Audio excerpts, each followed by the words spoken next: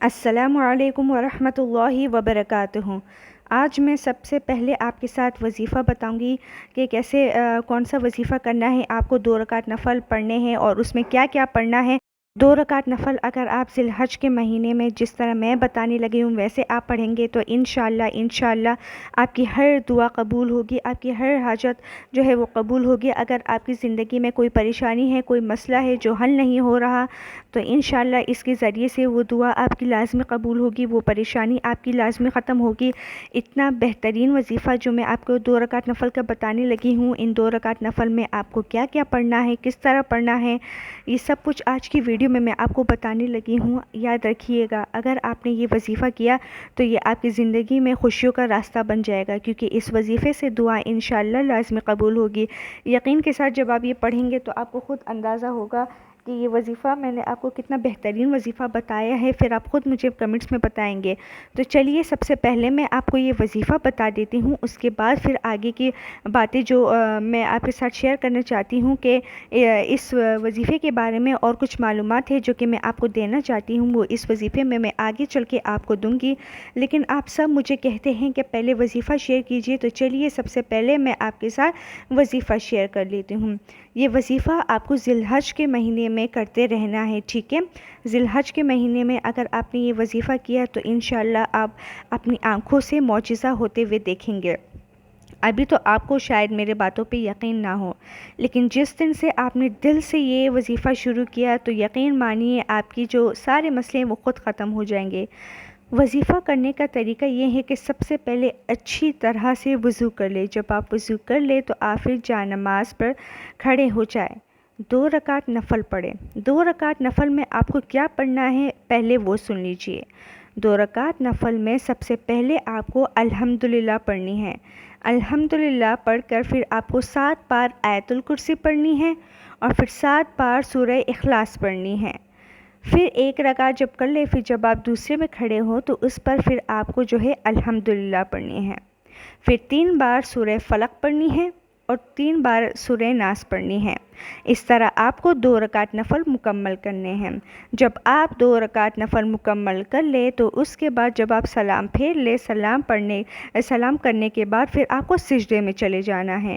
جب آپ سجدے میں چلے جائیں تو یاد رکھیے گا کہ جب آپ سجدے میں چلے جائیں تو 101 مرتبہ آپ کو یا ارحم الراحمین پڑھنا ہے۔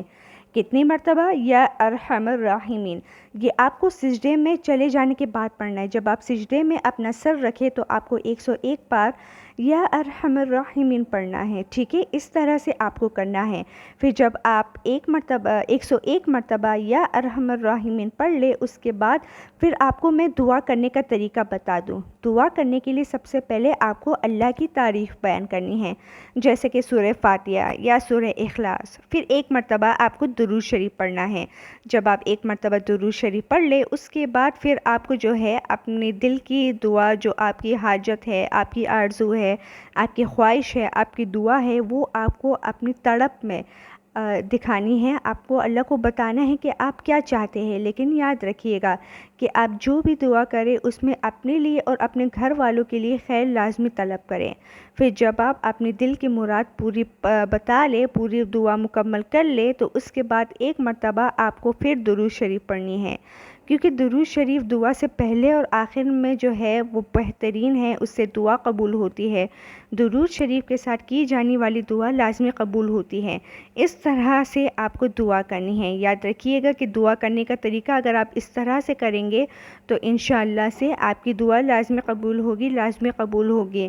اس طرح سے آپ کو 2 رکعت نفل پڑھنے ہیں ذی الحج کے مہینے میں، اور پھر اس طرح سے آپ کو دعا مانگنی ہے۔ یہ دعا اگر آپ ہمیشہ کے لیے اس طرح سے دعا کرنے کا طریقہ اپنا لے تو آپ کی ہر دعا پھر قبول ہوگی۔ یہ بات میں آپ کو آج بتا رہی ہوں، لیکن جب آپ اس کو کریں گے تب پھر آپ خود میری ویڈیو ڈھونڈیں گے اور پھر آپ مجھے کمنٹس کریں گے کہ اب میں نے آپ کو کتنا اچھا طریقہ بتایا ہے۔ انشاءاللہ پھر آپ کی ہر دعا قبول ہوگی۔ میں امید کرتی ہوں کہ آپ کو یہ ویڈیو پسند آئی ہوگی، کیونکہ اس میں میں نے آپ کو 2 رکعت نفل پڑھنے کا بہترین طریقہ بتایا ہے جس سے دعا قبول ہوتی ہے۔ اور اگر آپ کو لگتا ہے کہ آپ کے ارد گرد کوئی شخص ہے جو بہت پریشان ہے تو آپ اس کے ساتھ یہ ویڈیو یا خود شیئر کیجئے، یا آپ اسے خود بتائیے کہ اس طرح نفل پڑھنے ہیں۔ اور میں آپ کو دوسری بات بھی بتاتی چلوں کہ زندگی میں پریشانیاں آتی رہتی ہیں، زندگی میں مسئلے آتے رہتے ہیں، لیکن کبھی آپ نے ہمت نہیں ہارنی کہ ارے یہ مسئلہ تو آ گیا، اب میں کیا کروں۔ ہمیشہ آپ کو اٹھ کھڑے ہو کر جو ہے ہمت دکھانی ہے۔ میں نے اپنی زندگی میں ایسے کئی سارے لوگوں کو دیکھا ہے جنہوں نے جو ہمت ہار دیتے ہیں اور آگے کچھ نہیں کرتے، بات ساری قسمت پہ چھوڑ دیتے ہیں۔ اور میں نے اپنی زندگی میں ایسے کئی سارے لوگوں کو دیکھا ہے کہ جو کبھی بھی ہمت نہیں ہارتے، حالانکہ ان کی زندگی میں مشکلات کا تو طوفان ہی آیا ہوتا ہے، لیکن وہ کبھی بھی ہمت نہیں ہارتے۔ اس لیے میں آپ کو بتا رہی ہوں، ہمت مت ہاریے، اٹھ کھڑی ہوئیے۔ میں اپنے جاننے والے کو ایک جانتی ہوں جس کی زندگی میں انہوں نے ہار تو دیکھی ہے لیکن کبھی ہمت نہیں ہاری۔ ہاں، ہم انسان ہیں، کبھی کبھار ہم کہہ دیتے ہیں کہ اب آگے ہم سے نہیں ہوگا، اب میں تھک چکی ہوں، اب میں تھک چکا ہوں، لیکن پھر آپ جو ہے کھڑے ہو کر ہمت دکھاتے ہیں، کیونکہ یہ بات یاد رکھیے گا کہ ہر مشکل کے ساتھ آسانی ہے۔ اگر آج مشکل ہے تو کل آسانی آپ کی زندگی میں لازمی آئے گی۔ اس لیے ہمیشہ سے خود کو ایک ہمت دکھانی ہے۔ جس دن آپ نے خود کو اس دنیا کے سامنے ہرا دیا تو یہ دنیا آپ کو ہمیشہ جو ہے نیچا دکھائے گی۔ امید کرتی ہوں کہ میرے باتوں سے آپ کو کچھ اثر ہوا ہوگا، کیونکہ میں جانتی ہوں کہ اس دنیا میں آپ سبھی جانتے ہیں ایسا کوئی شخص نہیں جو پورا مکمل ہوا ہو۔ اگر آپ کے ساتھ خوشیاں بھی ہے تو کوئی نہ کوئی ٹینشن بھی ہوگی۔ یہ زندگی آزمائش کے لیے ہے، یہ زندگی ایک مسافر خانہ ہے، اس لیے یہاں پر ہمیشہ کوئی نہ کوئی مشکل تو آتی ہی رہے گی۔ اس لیے کبھی گھبرانا نہیں ہے، کیونکہ اگر مشکل آج آئی ہے تو کل وہ ختم بھی ہو جائے گی۔ لیکن بار بار میں آپ کو ایک ہی بات کہتی ہوں کہ ہمت مت ہاریے۔ جس دن آپ نے ہمت ہار لی نا، اس دن یہ دنیا آپ کو گرانے میں لگ جائے گی۔ اس لیے ہمیشہ اٹھ کھڑے ہو کر ہمت دکھائیے۔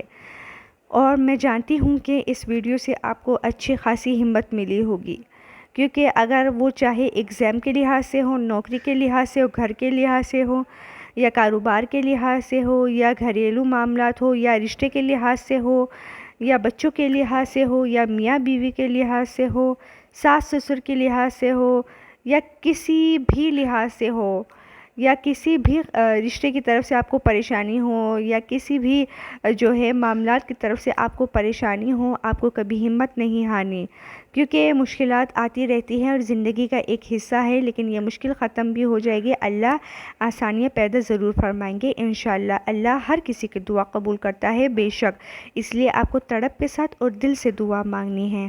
امید کرتی ہوں آپ کو میری یہ ویڈیو پسند آئی ہوگی۔ اگر پسند آئی ہے تو اسے لائک کیجیے، شیئر کیجیے اور چینل کو سبسکرائب کیجیے۔ تب تک کے لیے السلام علیکم ورحمۃ اللہ وبرکاتہ۔